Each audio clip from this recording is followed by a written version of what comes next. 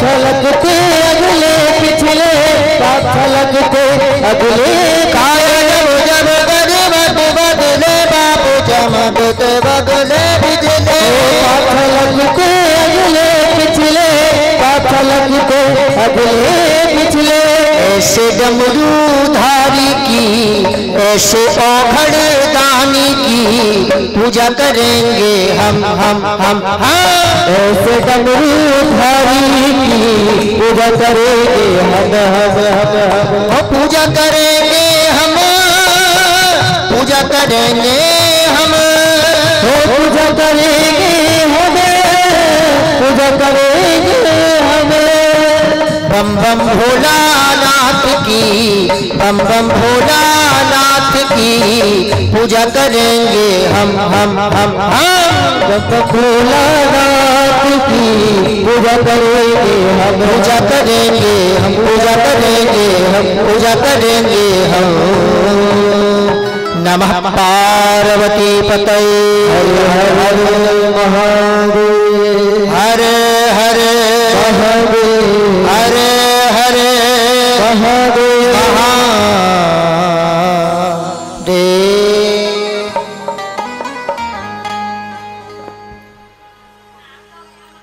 ऐसे भगवान शिव का दिव्य चरित्र। जब दक्ष प्रजापति ने बम बम बम बम कहा तो भगवान शिव बहुत प्रसन्न हुए, और भगवान शिव बम बम शब्द से बहुत प्रसन्न होते हैं।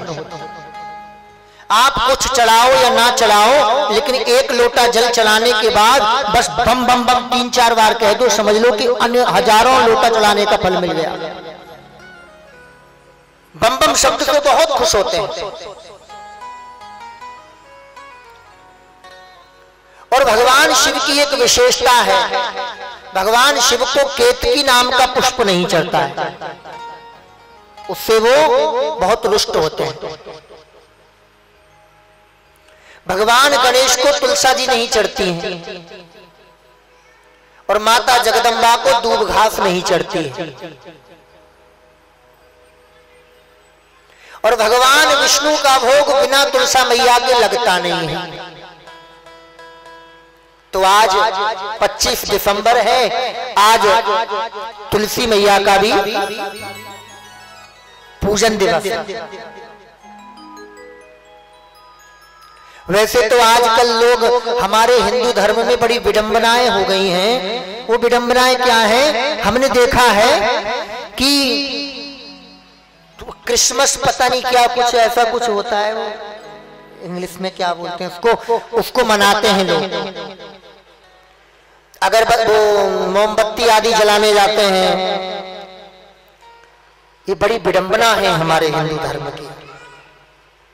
हम एक ही धर्म के हैं, और वह धर्म हमारा क्या है? सनातन धर्म। आपने देखा अन्यत्र धर्म के लोग अपने धर्म को छोड़ करके दूसरे धर्म की चर्चा नहीं कर सकते, लेकिन हमारे हिंदू धर्म में लोग क्रिसमस डे मनाने जा रहे हैं। और तो और महाराज, मैंने ये भी देखा है कि अन्यत्र धर्म के मंदिरों में भी लोग, उनके स्थानों में भी लोग जा जा करके अपनी अर्जियां लगा रहे हैं।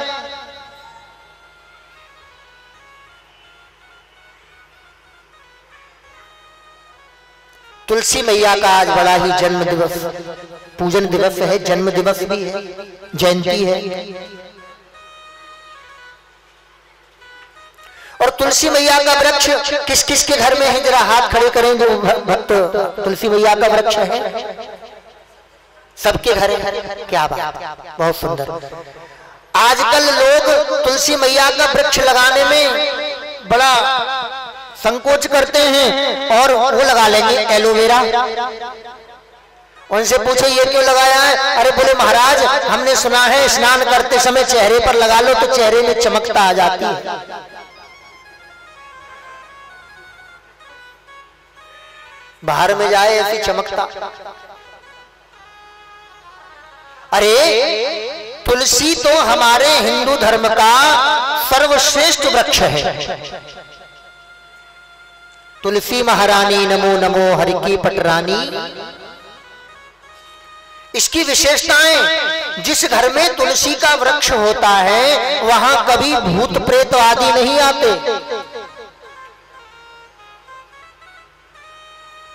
सर्प आदि नहीं आते, नेगेटिव ऊर्जाएं घर में प्रवेश नहीं करती। तुलसी मैया का वृक्ष घर में जरूर लगाना चाहिए। और एक विशेष बात बता दूं, जो तुलसी मैया का स्तवन करते हैं वो और सभी बातों को तो छोड़िए, मरते समय उनको यमराज का भी मुख देखना नहीं पड़ता, यमदूतों का मुख देखना नहीं पड़ता, उनको देवताओं के स्वयं देवगण लेने के लिए आते हैं। तुलसी महारानी की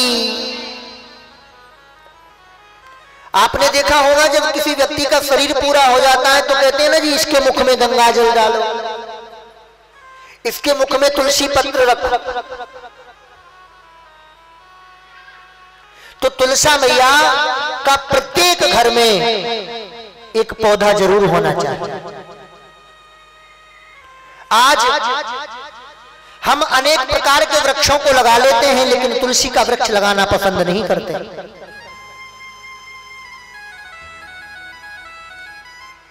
दो कारण हैं हमारे दुखी रहने के जीवन में। पहला कारण तो यह है कि हमने माता पिता की आज्ञा की अवहेलना करनी बंद कर दी, अपने बुजुर्गों की रीति रिवाजों को खत्म कर दिया। हमारे बुजुर्ग लोगों ने जो हमको समझाया, जो हमको बताया, वो सारी क्रियाकलाप खत्म। पहले की माताएं जब शिशु को जन्म देती थी तो कहीं उनको एम्बुलेंस में इधर उधर कहीं नहीं ले जाना पड़ता था, घर पर ही बड़ी सुगमता से संतान उत्पत्ति हो जाती। आजकल तो महाराज 3 महीने पहले तो वो बेड पकड़ के पड़ जाए और जरा सा भी दर्द कहीं हुआ, जरा सा भी कहीं कष्ट हुआ, बोले एम्बुलेंस करो, चलो अस्पताल। पहले होता क्या था? पहले ऐसा क्यों होता था कि घर पर ही संतानोत्पत्ति होती थी? पहले की माताएं नई नवेली दुल्हन को चाकी पीसने को दे देती थी, हाथ वाली। बोली ले जो 10 किलो गेहूं है इन्हें आज पूरे दिन में फिनिश करना है, पीस करके देना है। तो ये सब क्रियाकलापें और घर का पूरा काम करना, इधर काम करना, उधर काम करना। महाराज आजकल तो पहले से ही जब बेड पकड़ करके पड़ जाती हैं तो बताइए अस्पताल की स्थिति तो अपने आप बनेगी। हमने अपने बड़े बूढ़ों की रिवाजों को बिल्कुल भी खत्म कर दिया। और देखिए आज 85% व्यक्ति गैस का रोगी है। जिससे कहो बोले क्या, बोले एसिड बन रही है। क्यों बन रही है? आप उन लोगों से पूछना जिन्होंने चूल्हे की रोटी खाई। चूल्हे की रोटी खाने वाला कोई भी व्यक्ति ये नहीं कहेगा कि मुझे गैस बनी है। क्यों? क्योंकि पहले की माताएं मोटी मोटी रोटियां बनाती थी। आजकल तो जो स्त्री या जो कन्या पतली रोटी बनाना समझे ना, वो ये समझती है मुझसे ज्यादा एक्सपर्ट कोई नहीं है। जबकि पतली रोटी सबसे ज्यादा शरीर में हानिकारक होती है। जितनी मोटी रोटी बना करके खाओगे उतना पेट जल्दी साफ होगा और कभी भी गैस आदि का विकार नहीं बनेगा। अपितु अगर चूल्हे की रोटी हो तो, लेकिन चूल्हे तो विलुप्त हो गए, वो कहां से? क्यों? क्योंकि हम लोगों ने अपने घरों में गाय को पालना ही बंद कर दिया। गाय जब हम पालते थे तो गाय गोबर देती थी, गाय गोबर देती थी, उसके उपले बनते थे, उपले बनते थे वही चूल्हे में जलते थे। अब जब गाय ही नहीं है तो उपले कहां से बनेंगे? और जब उपले नहीं है तो वो जलेंगे किसमें? जब से गैस आई तो गैस में फिर तो गैस ही चालू हो गई। जहां देखो वहां गैस, जहां देखो वहां गैस। हमें अपने घर में गाय को अगर हमारा पालने का स्थान नहीं है तो कोई बात नहीं, लेकिन प्रत्येक गुरुवार को अवश्य ही सभी माताओं को एक लोई बना करके गौ माता को खिलानी चाहिए। आजकल माताएं भोजन बनाती है ना, तो सर्वप्रथम रोटी किसकी होती है? गाय की होती है। गाय को निकालते हैं कि गौ माता को निकाल दो। लेकिन जो निकालती हैं वही तो निकालती हैं, जो नहीं निकालती वो रख लेती हैं बना करके। और बच्चे आदि को खिलाती हैं नीचे से निकाल निकाल के गरम गरम। अब पतिदेव आते हैं 12, साढ़े 12, 1 बजे काम करके, तो जब तक बच्चों को भोजन करा दिया, अब वो गाय वाली रोटी उसी में मिली हुई है, पतिदेव आए वही गाय वाली रोटी उनको खिला दी, तो बेचारे गाय की तरह सीधे हो जाए, कछुआ कह लो। गाय को लोई प्रत्येक गुरुवार को सभी माताओं को खिलानी चाहिए, क्योंकि गाय में सभी देवताओं का वास है। गाय के शरीर पर हाथ स्पर्श करने से सारे देवगणों को प्रणाम करने का पुण्य फल प्राप्त हो जाता है।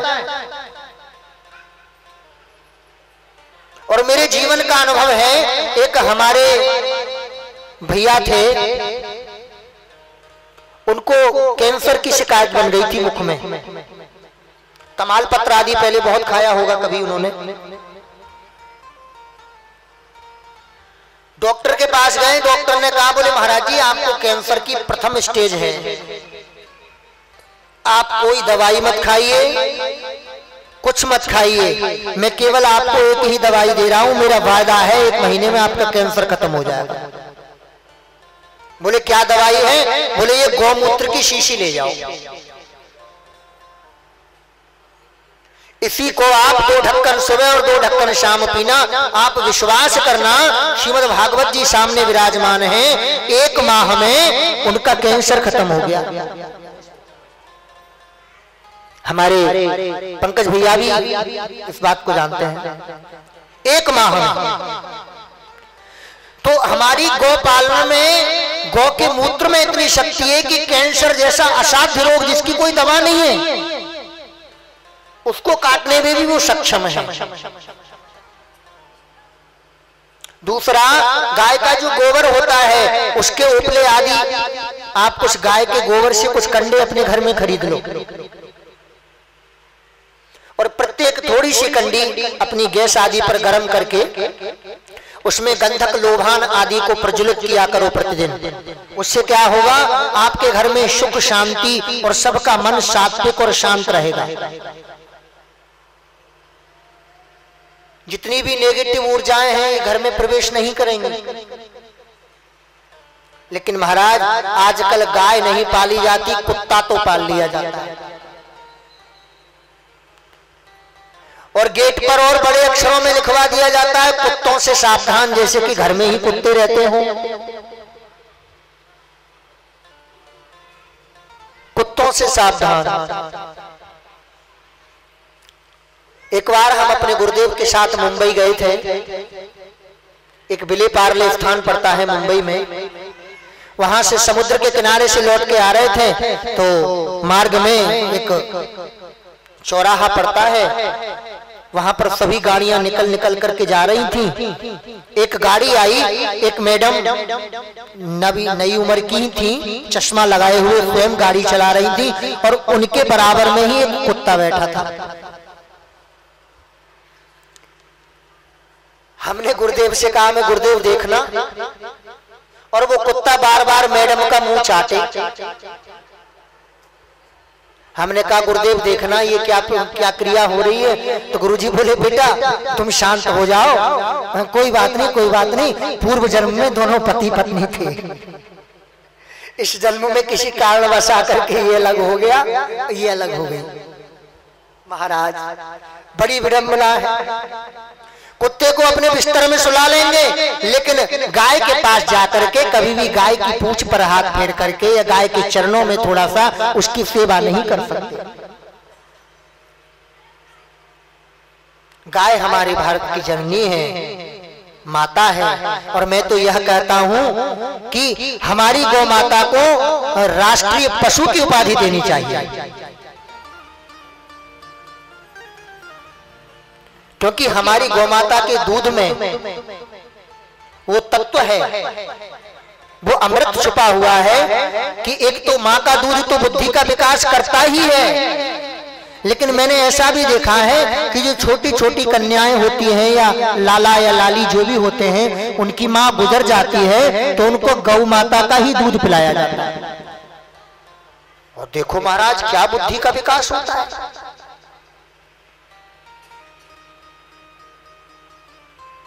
तो गौ माता और तुलसी माता, तुलसी तो हम सभी वैष्णवों के घर में जरूर होनी चाहिए, क्योंकि बिना तुलसी के भगवान कभी भोग स्वीकार नहीं करते।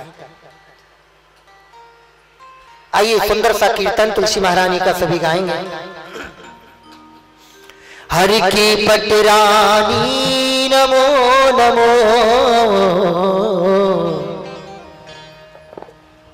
तुलसी महारानी नमो नमो, तुलसी महारानी नमो नमो, तुलसी महारानी नमो नमो, तुलसी महारानी नमो नमो, तुलसी महारानी नमो नमो, हरि की पटरानी नमो नमो, हरि की पटरानी नमो नमो, तुलसी महारानी नमो नमो, तुलसी महारानी नमो नमो, हरि की पटरानी नमो नमो, हरि की पटरानी नमो नमो, तुलसी महारानी नमो नमो, तुलसी महारानी नमो नमो, हरि की पटरानी नमो नमो, हरि की पटरानी नमो नमो, हो नमो नमो, हाँ नमो नमो, हो नमो नमो, हाँ नमो नमो, हो नमो नमो, हाँ नमो नमो, नमो नमो, हाँ नमो नमो, तुलसी महारानी नमो नमो, तुलसी महारानी नमो नमो, ओ हरि की पटरानी नमो नमो, हरि की पटरानी नमो नमो, ओ तुलसी महारानी नमो नमो, तुलसी महारानी नमो नमो, हरि की पटरानी नमो नमो, हरि की पटरानी नमो नमो, हरि की पटरानी नमो नमो, हरि की पटरानी नमो नमो, तुलसी महारानी नमो नमो, तुलसी महारानी नमो नमो, तुलसी महारानी नमो नमो, तुलसी महारानी नमो नमो, तुलसी महारानी नमो नमो, तुलसी महारानी नमो नमो, तुलसी महारानी नमो नमो, तुलसी महारानी नमो नमो, तुलसी महारानी नमो नमो, तुलसी महारानी नमो नमो, तुलसी महारानी नमो नमो।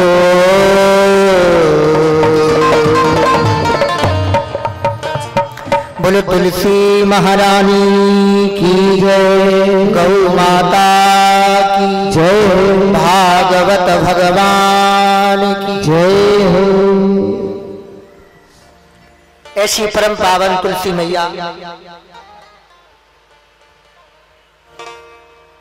वैसे तो प्रतिदिन तुलसी मैया को दीपक जलाना चाहिए, लेकिन कार्तिक मास में इनको दीप जलाने का बड़ा महत्व है।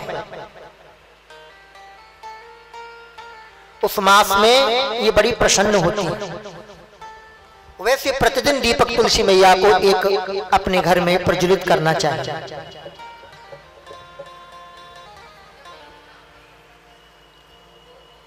जिनके घर में ग्रह कलेश आदि ज्यादा होती है, उन लोगों को अपने घर में मां तुलसा जी के वृक्ष के साथ एक दीपक जलाएं और दीपक के साथ एक गाय के उपले पर थोड़ी सी कंडी बनाकर गंधक और लोभान आदि उस पर जला करके तुलसा मैया के समीप में हाथ जोड़ करके विनती करें, हे तुलसा मैया, हमारे घर से जो भी प्रकार की व्याधियां हैं सभी नष्ट हो जाएं, सभी हम सुख में और प्रसन्न में रहें, सारी व्याधियां कट जाती हैं। ऐसी परम पावन तुलसी मैया का आज जन्मोत्सव है, जयंती दिवस है।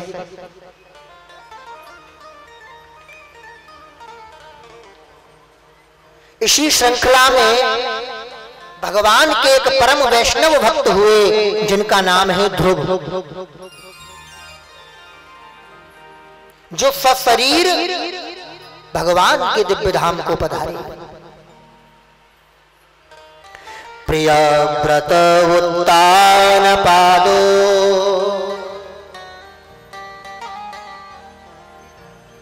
दो भाई थे, प्रियव्रत और उत्तान पाद।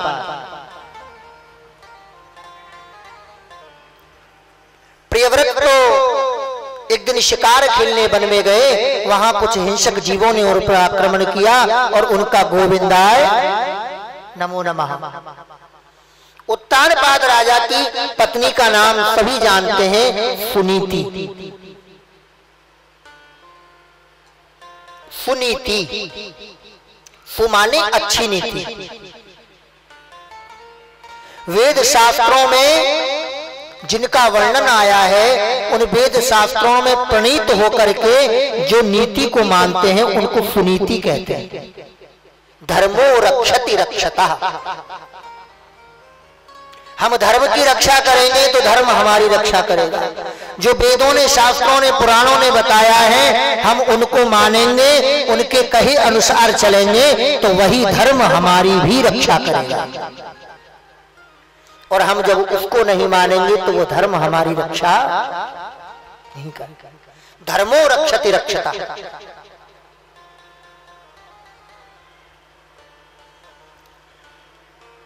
सुनीति से राजा उत्तानपाद का विवाह हुआ। विवाह होने के बहुत समय पर्यंत तक भी कोई संतान उत्पन्न नहीं हुई। सुनीति ने कहा, स्वामी आप एक कार्य कीजिए, आप दूसरा विवाह कर लीजिए। हो सकता है मुझसे संतान की प्राप्ति नहीं हो रही है, दूसरी पत्नी को आप विवाह करके लाएं, उससे कुछ लाला या लाली का जन्म हो जाए। उत्तानपाद ने बहुत मना किया, लेकिन सुनीति के बार बार कहने पर राजा उत्तानपाद ने दूसरा विवाह किया और दूसरी पत्नी का नाम क्या था? सुरुचि। अपनी रुचि के अनुसार काम करने वाली, मन के अनुकूल काम करने वाली। और सुनीति जो वेद शास्त्र के आगम निगम से निकले हुए शब्द हैं, जो ज्ञान है, जो वेदों और शास्त्रों से निकला हुआ ज्ञान है, वही सुनीति है। अब ये तो अपने मन के अनुकूल काम करने वाली थी। ब्याह करके जब घर में आई, सुनीति पर जब नजर गई तो इसने कहा, अरे इस बाज को तुमने मेरे सामने क्यों खड़ा कर दिया? मैं तो इसका दर्शन भी नहीं करना चाहती, इसकी कुदृष्टि से मुझे और संतान नहीं होगी। आप तो इसको अपने राज्य से कहीं दूसरे स्थान पर भेज दीजिए, तब तो मैं यहां रहूंगी, वरना मैं। राजा उत्तान